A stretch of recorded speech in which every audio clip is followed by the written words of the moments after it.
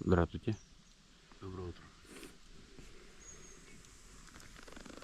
Утро не совсем нормальных людей.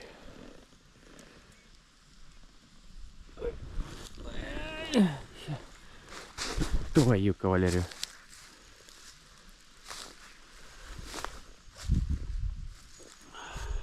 Ну, только рассвет начинается.